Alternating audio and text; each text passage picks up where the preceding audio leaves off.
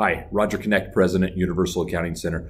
I was attending a meeting just yesterday, and in this meeting, it was a number of business owners discussing a book called Extreme Ownership, How U.S. Navy SEALs Lead and Win. I don't know if you've heard of this, but it was a phenomenal book, and as we were discussing it, there were 3 points brought up in the book that we all kind of focused on and discussed in depth. And the first principle that they bring up in the book is that leaders do not blame the team for mistakes or failures. And it goes back to a principle that I learned a number of years ago of leaders give praise and they take blame. And we had a great discussion about this, of how there's a difference between being professional and being personal. And what we want to do is make sure that as leaders, we're in fact doing that. We're giving direction and we're owning what is happening within our business and more importantly around us.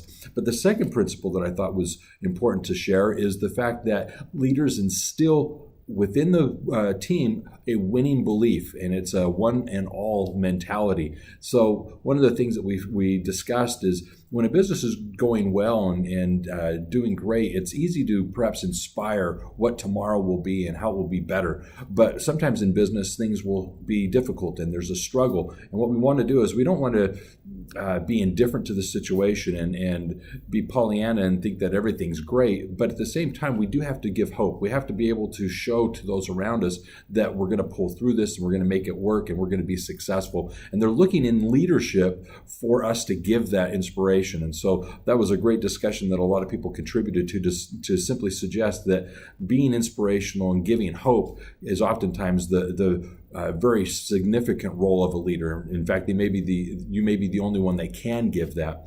The third point was leaders take the most difficult job on the boat. And what it basically boiled down to is one person shared that in their company, they had risen up through the ranks, but even starting within the company, as an employee and then now being president, what they recognize is there are some employees in the company that didn't see them in those roles or capacities. And so what we want to do is be able to show that we are invested in the day-to-day operations and what everyone does as tasks within the company.